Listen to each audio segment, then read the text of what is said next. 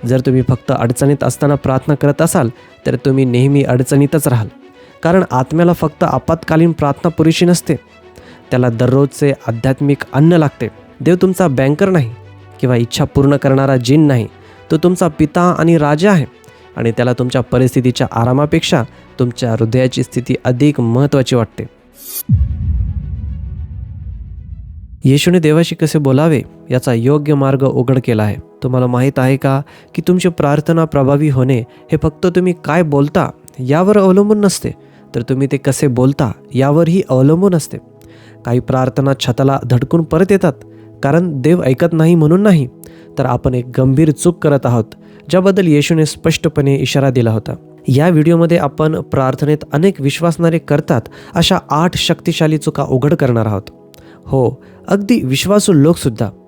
आणि त्याहून महत्त्वाचे म्हणजे येशूने स्वतः आपल्याला प्रार्थना करण्याचा योग्य मार्ग काय शिकवला ते आपण पाहणार आहोत. हा फक्त एक संदेश नाही, हा असा क्षण आहे जो तुमचा देवासोबतचा संपूर्ण संबंध बदलू शकतो. म्हणून पुढे स्क्रोल करू नका, कारण पुढील काही मिनिटे तुमच्या पुढील अनेक दशकांना बदलू शकतात. म्हणून लक्ष देऊन ऐका. आता मी तुम्हाला फक्त प्रार्थना कशी करावी हे शिकवणार नाही, तर स्वर्गाशी अशा प्रकारे जोडले जाणे शिकवणार आहे की ज्यामुळे पर्वत हलतील, साखळ्या तुटतील आणि सर्व शक्तिमान देवाचे कान तुमच्याकडे वळतील. चला सुरुवात करूया. चूक क्रमांक 1, आदरभावाशिवाय घाईघाईने प्रार्थना करणे. देवाच्या लेकरांनो, जर आपल्याला त्या क्षणाचे खरे महत्त्व समजले असते, जेव्हा आपण गुडघे टेकतो, जेव्हा आपण आपले ओठ उघडतो आणि स्वर्गाकडे आपला आवाज उचलतो, तर एक शब्द बोलण्यापूर्वीच आपण पवित्र भयाने थरथरलो असतो. पण जीवनाच्या गोंधळात आणि व्यस्ततेत आपण अनेकदा सर्वशक्तिमान देवाच्या उपस्थितीत जणू काही ATM मशीनसमोर उभा असलेल्या माणसासारखे धावत जातो. आपल्या मागण्या बटनासारख्या दाबतो आणि काहीतरी आपल्या हातात पडावे अशी अपेक्षा करतो. आपण त्याची महिमा विसरतो, त्याची पवित्रता दुर्लक्ष करतो आणि ज्याच्याशी आपण बोलत आहोत त्या देवाचा गौरव विसरतो. आपण प्रार्थनेत जणू एखाद्या कामावर हजेरी लावत आहोत अशा घाईने जातो, पण प्रत्यक्षात आपण राजाधिराजाच्या सिंहासनासमोर उभे असतो. येशूने प्रार्थना शिकवताना सुरुवात आपल्या गरजांच्या यादीने केली नाही. तो म्हणाला नाही, आजची भाकर आम्हाला दे, पण त्याने सुरुवात केली, हे आमच्या स्वर्गीय पिता, तुझे नाव पवित्र मानले जाऊ. पवित्र म्हणजे वेगळे ठेवलेले, पवित्र आणि उपासनेस योग्य. आपण एखाद्या राजाच्या राजवाड्यात जाऊन त्याला आदेश देत नाही, पण अनेकदा आपण देवाकडे उपकार मानण्याऐवजी अधिकार भावनेने जातो. जर एखादे मूल आपल्या वडिलांना फक्त पैशांसाठी फोन करत असेल आणि कधी धन्यवाद किंवा प्रेम व्यक्त करत नसेल, तर ते वाईट वाटण्यासारखे आहे. तसेच आपण देवाचा हात शोधतो, पण त्याचा चेहरा शोधत नाही. जेव्हा आपल्या प्रार्थना केवळ गरजांभोवती फिरतात. प्रार्थना ही राजासोबतचा पवित्र संवाद आहे. म्हणून देवाकडे जाताना नम्रता, सन्मान आणि आदराने जा.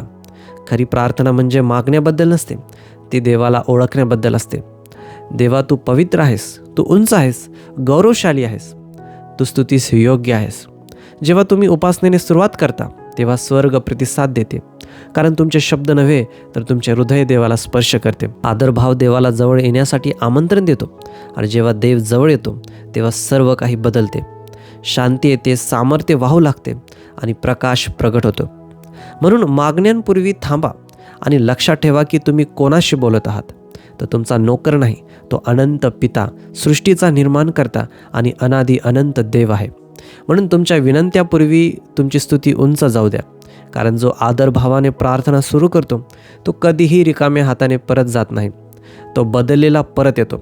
चूक क्रमांक 2, दिखावा करण्यासाठी मोठे शब्द वापरणे. अनेकांना असे शिकवले गेले आहे की सामर्थ्यशाली प्रार्थना म्हणजे खूप लांब, मोठमोठ्या धार्मिक शब्दांनी भरलेली असावी. जणू तुमची प्रार्थना शेक्सपियरने लिहिल्यासारखी किंवा एखाद्या व्यासपीठावरून गरजणारी वाटली नाही तर ती स्वर्गापर्यंत पोहोचत नाही. पण येशू स्वतः या विचाराला थेट विरोध करतो. मत्ती 6:7 मध्ये तो म्हणतो, तुम्ही प्रार्थना करता तेव्हा परराष्ट्रीयांसारखी व्यर्थ बडबड करू नका. आपण पुष्कळ बोललो म्हणजे आपली मागणी मान्य होईल असे त्यांना वाटते. याचा अर्थ असा की देव तुमच्या प्रार्थनेच्या लांबीने प्रभावित होत नाही, तर तुमच्या प्रार्थनेतील प्रामाणिकतेने प्रभावित होतो. अनेक वेळा सर्वात सामर्थ्यशाली प्रार्थना सर्वात लहान असतात. येशू, दया कर, पिता, मला तुझी गरज आहे.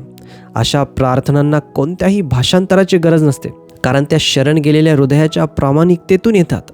निरर्थक शब्दांची पुनरावृत्ती तेव्हा होते जेव्हा तुमचे ओठ बोलतात पण तुमचे हृदय उपस्थित नसते. जसे रोज एकाच शब्दांत संदेश पाठवणे पण त्यात भावना नसते. प्रार्थना ही प्रदर्शन नाही, ती नातेसंबंध आहे. देवाला तुमचा अभिनय नको, तर तुमचे खरे हृदय हवे आहे. तुमचे भय, तुमच्या चुका, तुमचे अश्रू आणि तुमचा खरा आवाज. मोठे शब्द वापरून आध्यात्मिक दिसण्याचा प्रयत्न करणे म्हणजे त्या देवासमोर मुखवटा घालण्यासारखे आहे, ज्याने तुम्हाला तुमच्या आईच्या गर्भात विणले. म्हणून जर तुम्ही दुखावलेले असाल तर तसे बोला. राग आला असेल तर कबूल करा. काय बोलावे कळत नसेल तर तेही सांगा. रोम 8:26 सांगते की पवित्र आत्मा आपल्या दुर्बलतेत आपल्याला मदत करतो आणि शब्दांपलीकडे आक्रोशाने आपल्यासाठी विनंती करतो.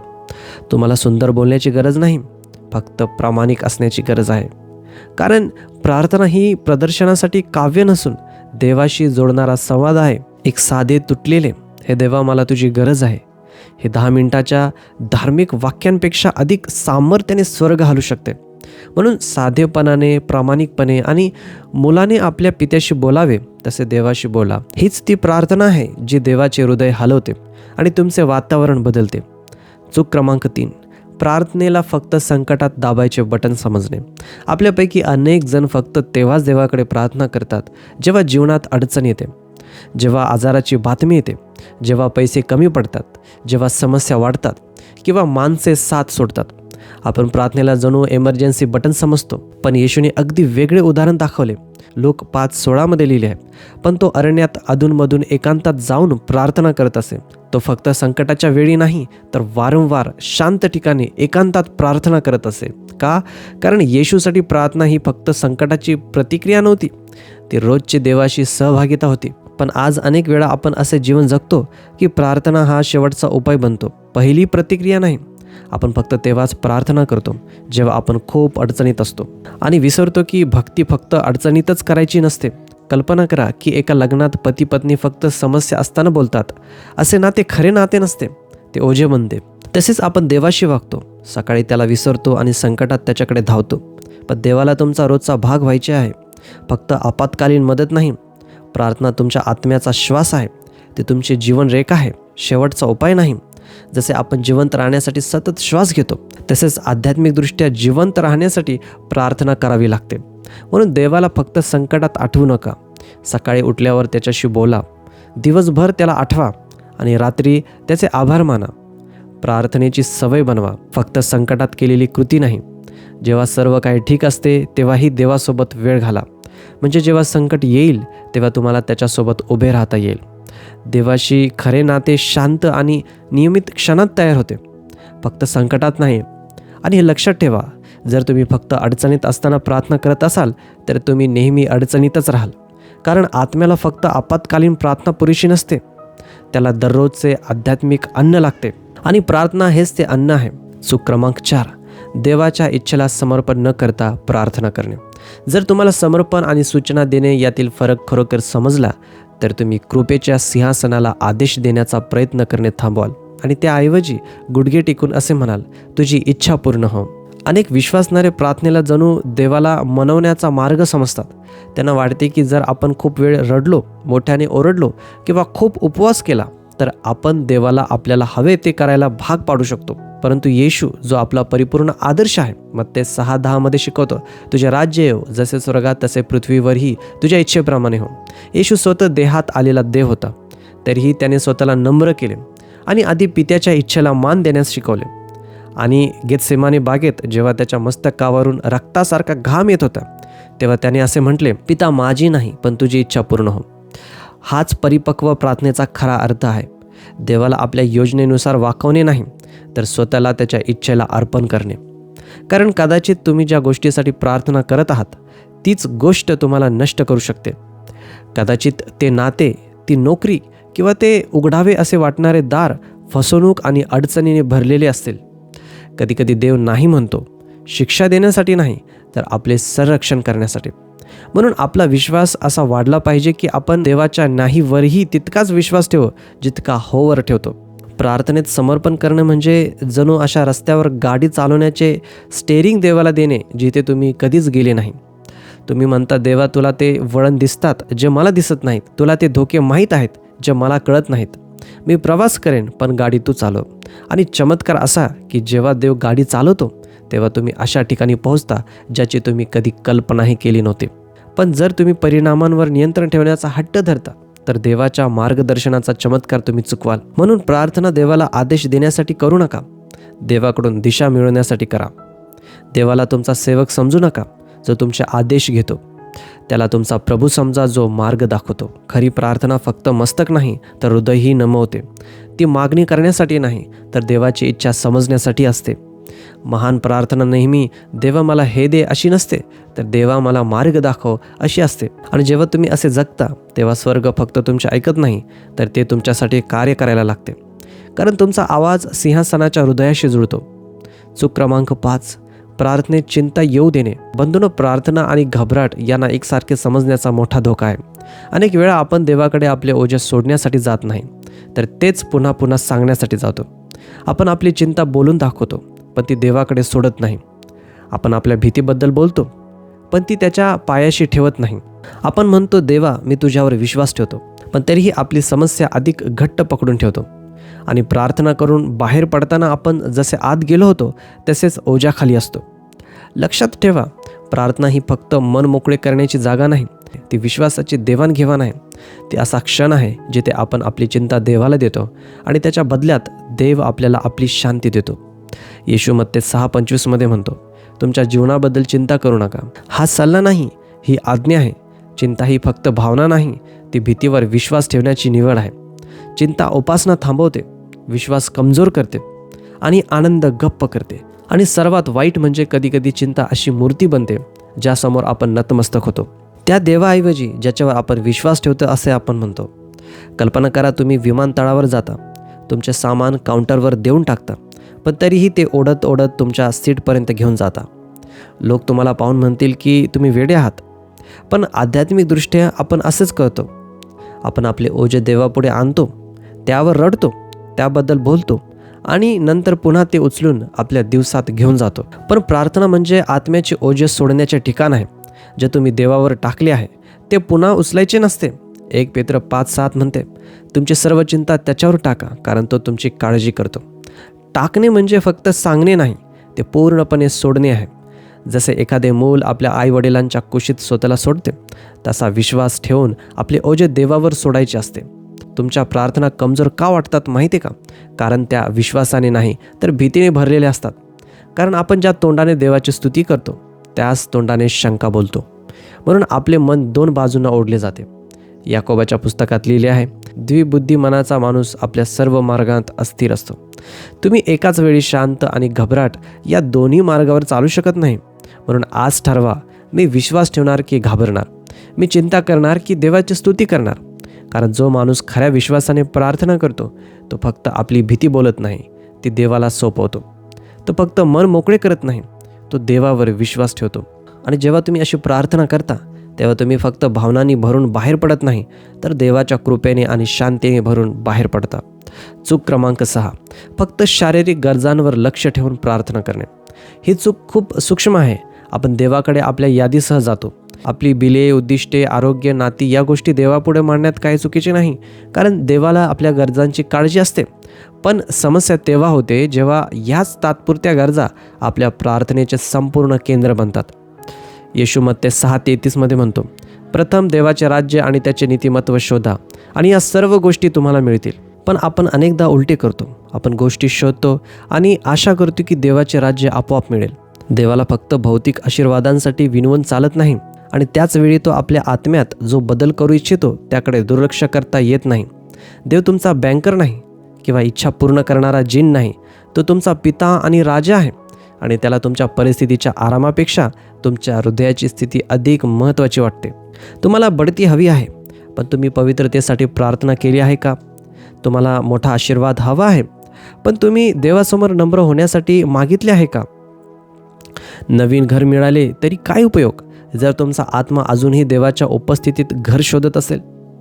शारीरिक आरोग्य मिळाले तरी काय उपयोग जर तुमच्या आत्म्यात अजूनही कटुता, गर्व आणि पश्चातापाचा अभाव असेल? प्रियांनो, तुमचा पाया तुटलेला असताना देवाला फक्त छप्पर दुरुस्त करण्यास सांगू नका. तुमचा स्वभाव तयार नसताना उंचीची प्रार्थना करू नका. काही लोकांना देवाने सार्वजनिकपणे आशीर्वाद द्यावा असे वाटते, पण ते अजूनही पर्सनल जीवनात आज्ञा पाळत नाहीत. पण येशू म्हणतो, प्रथम देवाचे राज्य शोधा.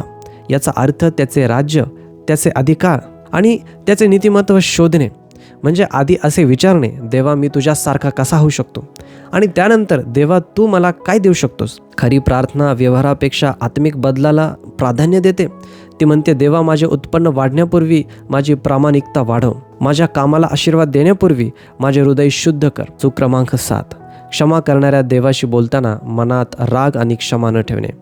थोडा वेळ थांबा आणि विचार करा. अनेक वेळा आपण प्रार्थनेला येताना एक मोठा विरोधाभास घेऊन येतो. आपण हात वर करून स्तुती करतो, प्रार्थना करतो आणि अशा देवासमोर गुडघे टेकतो ज्याने आपले अनेक पाप माफ केले आहेत, ज्याबद्दल आपण बोलायलाही घाबरतो. पण त्याच वेळी आपण आपल्या मनात कटुता आणि राग धरून ठेवतो. आपण दयाळू पित्याला हाक मारतो, पण त्याच्या इतर मुलांविषयी मनात द्वेष ठेवतो. लक्षात ठेवा, जिथे क्षमा नाही तिथे प्रार्थना वाहू शकत नाही. मत्ती 6:12 लिहिले आहे, आणि जशी आम्ही आमच्या अपराध्यांना क्षमा करतो तशी तू आम्हाला आमच्या अपराधांची क्षमा कर. येशू फक्त सुंदर शब्द बोलत नव्हता, तो एक आध्यात्मिक नियम सांगत होता. जर तुम्हाला देवाची दया मिळाली असे वाटत असेल तर तुम्ही इतरांवर दया दाखवली पाहिजे. क्षमा ही भावना नाही, ती एक निर्णय आहे. ती आत्म्याची शस्त्रक्रिया आहे. जणू तुमच्या पाठीमध्ये खुपसलेली सुरी काढून देवाच्या वेदीवर ठेवणे आणि ती इतरांना दुखावण्यासाठी वापरू नये. तुम्ही देवाला तुमचा आत्मा शुद्ध करायला सांगू शकत नाही आणि त्याच वेळी दुसऱ्याला तुमच्या रागाच्या कैदेत ठेवू शकत नाही. क्षमा न करणे हे विषासारखे आहे. ते ज्याने तुम्हाला दुखावले त्याला नाही तर तुम्हालाच नुकसान करते. कदाचित तुम्ही म्हणाल, तुम्हाला माहीत नाही त्यांनी माझ्याशी काय केले. हो, मला कदाचित माहीत नसेल, पण देवाला माहीत आहे. आणि तरीही त्याने तुम्हाला माफ केले. त्याने तुम्हाला माफ केले जेव्हा तुम्ही चुकलात, हट्टी होता, स्वार्थी होता, रागावलेले होता किंवा गर्विष्ठ होता. जर देव तुमचे इतके मोठे पाप माफ करू शकतो तर तुम्ही दुसऱ्याची छोटी चूक माफ करू शकत नाही का? प्रार्थना म्हणजे जणू वायफाय सारखी आहे. राग आणि कटुता हा सिग्नल अडवतात. कदाचित तुम्हाला वाटते की देव दूर आहे. प्रार्थना कोरडी वाटते, मनाला शांती नाही, कारण तुमच्या जीवनात आध्यात्मिक अडथळा आहे. क्षमा तो अडथळा दूर करते. ती स्वर्गाशी असलेला संबंध पुन्हा उघडते. क्षमा ही फक्त दुसऱ्याला दिलेली भेट नाही, ती स्वतःला दिलेली भेट आहे. तुमचा आशीर्वाद, तुमचे बरे होणे किंवा तुमची पुढची पायरी कदाचित तुमच्या कटुतेखाली लपलेली असेल. येशूने आपल्याला याचे उदाहरण दिले. क्रूसावर त्याला छळले, लोकांनी त्याची थट्टा केली, तो रक्ताळलेला होता, तरीही त्याने आपल्या शत्रूंना शाप दिला नाही.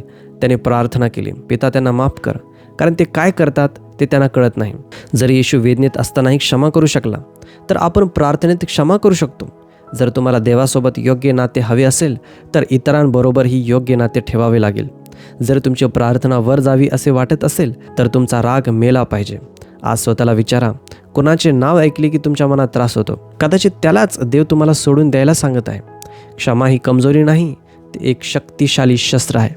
ती साखळ्या तोडते, अंधाराला शांत करते आणि स्वर्गाचे दरवाजे उघडते. म्हणून संतासारखी प्रार्थना करू नका आणि मनात हिशोब ठेवू नका. कृपेची गाणी गाताना दुसऱ्याच्या चुका पकडून ठेवू नका. त्यांना सोडून द्या आणि पहा देव तुमच्या जीवनात काय नवीन सोडतो. चूक क्रमांक 8, देव तुमची प्रार्थना ऐकतो यावर विश्वास न ठेवणे.